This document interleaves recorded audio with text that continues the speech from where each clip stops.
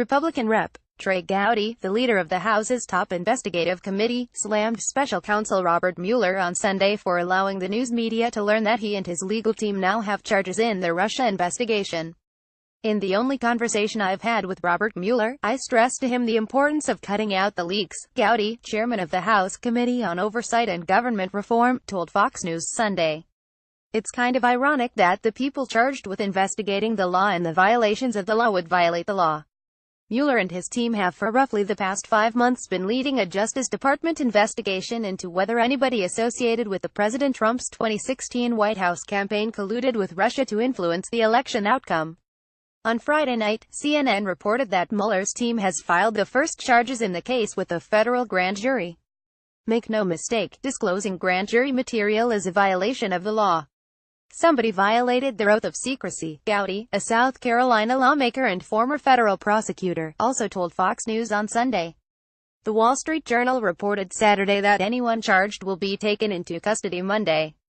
However, the charges have been sealed by a federal judge, so whoever is charged and whether the charges are criminal remains unclear.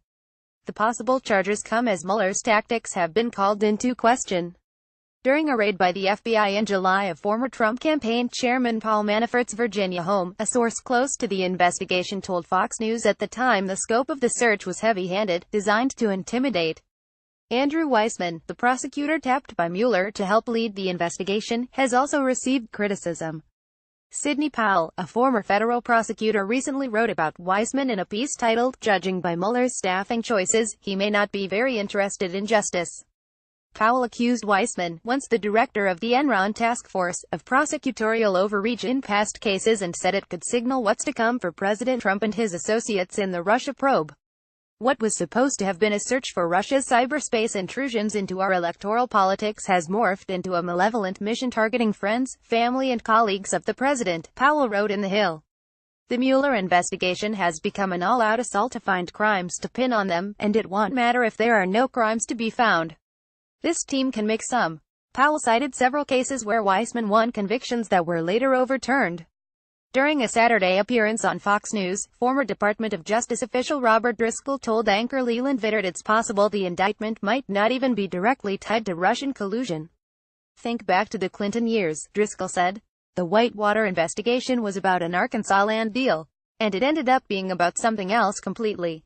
Driscoll added, "Robert Mueller is free to look at taxes, is free to look at lobbying filings, foreign agent filings. Things like that could all be involved that wouldn't necessarily touch on the issue of Russia collusion that everyone seems focused on politically." Speculation has focused on former Trump campaign chairman Paul Manafort and former National Security Advisor Michael Flynn as likely targets.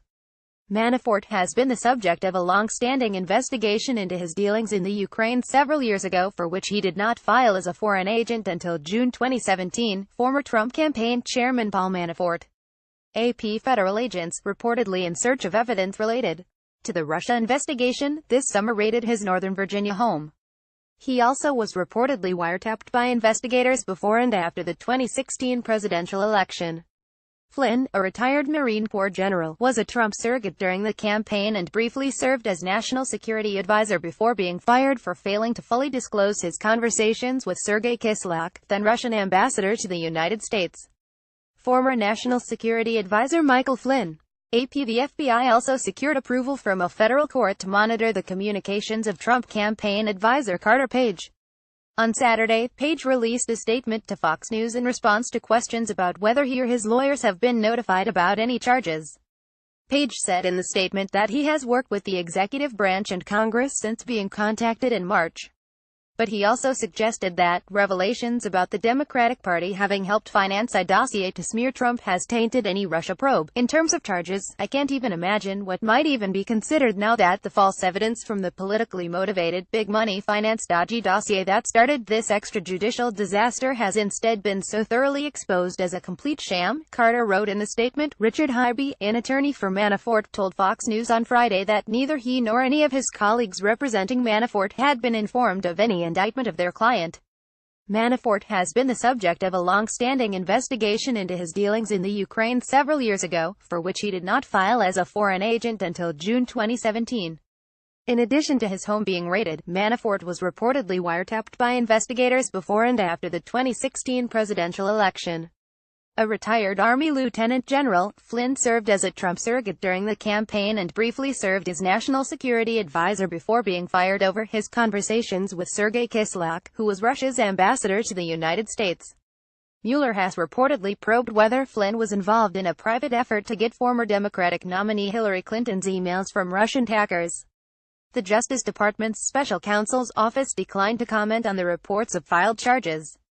Trump has denied allegations that his campaign colluded with Russians and condemned investigations into the matter as a witch hunt.